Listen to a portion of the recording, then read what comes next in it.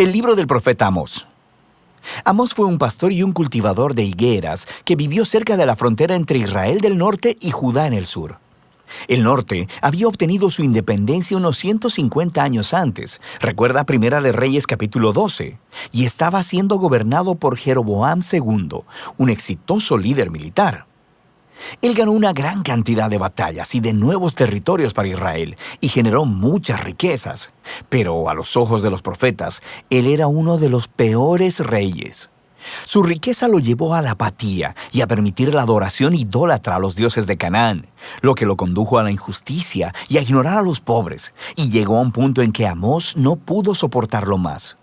Él sintió que Dios lo llamó a ir hacia el norte, hasta Betel, una ciudad importante que tenía un gran templo, y empezar a anunciar la palabra de Dios al pueblo. Y este libro es una colección de los sermones, poemas y visiones que pronunció a lo largo de los años. Fueron compilados posteriormente para comunicar al pueblo de Dios acerca del mensaje divino al reino del norte, y es un mensaje que todavía necesitamos escuchar hoy. El libro tiene un diseño bastante claro. Los capítulos 1 y 2 son una serie de mensajes a las naciones y a Israel. Luego, los capítulos del 3 al 6 son una colección de poemas que expresan el mensaje de Amós al pueblo de Israel y a sus líderes. Los capítulos 7 al 9 contienen una serie de visiones que Amós experimentó, las cuales describen el venidero juicio de Dios sobre Israel. Entonces, el libro inicia con una serie de poemas breves que acusan a todos los vecinos de Israel de violencia e injusticia. Y esto es un poco extraño, porque la primera oración del libro dice que Amós va a hablar contra Israel. Pero mira cómo funciona esto. Conforme Amós está nombrando todas estas naciones vecinas, puedes ir a un mapa y ver que él está creando un círculo. Y cuando termina, Israel queda justo en el centro, como un blanco en la mira. Y sobre Israel, Amós desata una acusación poética que es 3 veces más larga e intensa que todas las demás. Él acusa a los ricos de Israel por ignorar al pobre y permitir graves injusticias en su tierra. Específicamente al permitir que el pobre sea vendido a la esclavitud y luego le niegan el acceso a la representación legal. Y Amós pregunta, ¿es esta la familia a quien le fue una vez negada la justicia y quien fuera esclavizada en Egipto? ¿La familia que Dios rescató de la opresión y la esclavitud? Se acabó la fiesta, dice Amós. Dios está harto de soportarlos. Y así, la introducción de la siguiente sección explica por qué. Dios dice, los escogí a ustedes, Israel, de entre todas las familias de la tierra.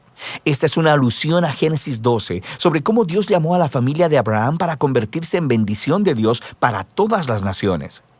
Y entonces, dice Dios, esta es la razón por la que los castigaré debido a sus pecados. Israel tenía un gran llamado que venía con una gran responsabilidad, así que su pecado y rebelión les traerían grandes consecuencias.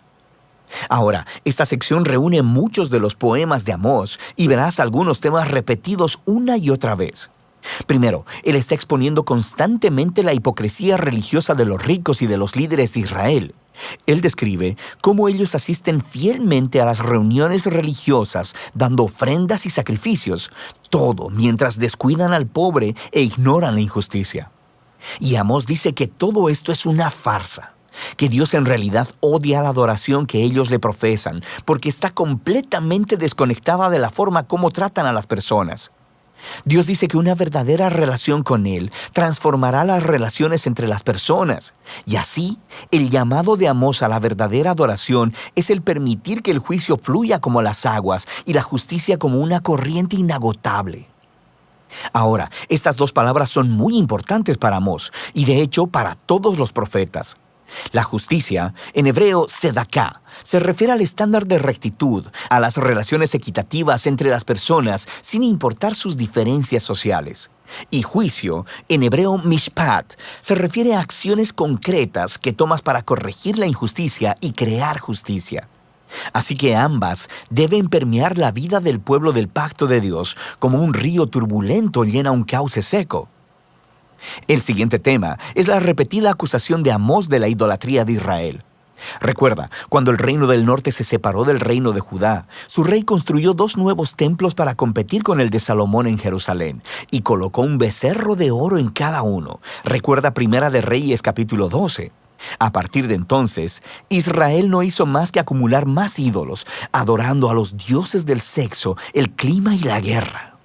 Y en la perspectiva del profeta, la adoración a estos dioses siempre llevaba a la injusticia, porque estos dioses no requerían el mismo grado de justicia y rectitud que el Dios de Israel, sin mencionar que estos dioses eran ellos mismos inmorales, pero no el Dios de Israel. Él es diferente.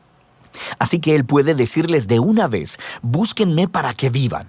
Y justo después de eso decirle a Israel, busquen el bien, no el mal, para que vivan. Así que la verdadera adoración al Dios creador de Israel es sinónimo de hacer el bien, de la generosidad y la justicia. Y así, el tema final en estos capítulos es que debido a que Israel y su rey han rechazado a Amós y a los otros profetas, Dios traerá el día del Señor. Este es un grande y terrible acto de justicia sobre Israel, y específicamente, Amós predice que una nación poderosa vendrá, conquistará y destruirá sus ciudades y llevará al pueblo al exilio. Y sabemos que esta predicción se hizo realidad. Alrededor de 40 años después, el imperio asirio atacó e hizo exactamente lo que Amós había dicho. El libro termina con una serie de visiones que Amós experimentó, y son representaciones simbólicas del venidero día del Señor. Así que él ve que Israel es devastado por una plaga de langostas, y luego por un fuego abrasador, y luego son tragados como una fruta madura. Y en la visión final, Amós mira a Dios golpeando con violencia los pilares del templo de los ídolos de Israel en Betel, y el edificio entero se desmorona. Es una imagen de justicia de Dios sobre los líderes y dioses de Israel, y por fin su final ha llegado. Pero luego, de repente, en el último párrafo, vemos un destello de esperanza. Él ve esta imagen de Israel como de un edificio destruido. Y Dios dice que de las ruinas un día restaurará la casa de David.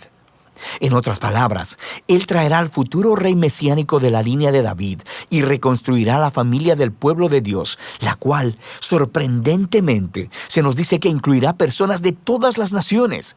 Toda la devastación causada por el pecado de Israel y el juicio de Dios será revertida ese día.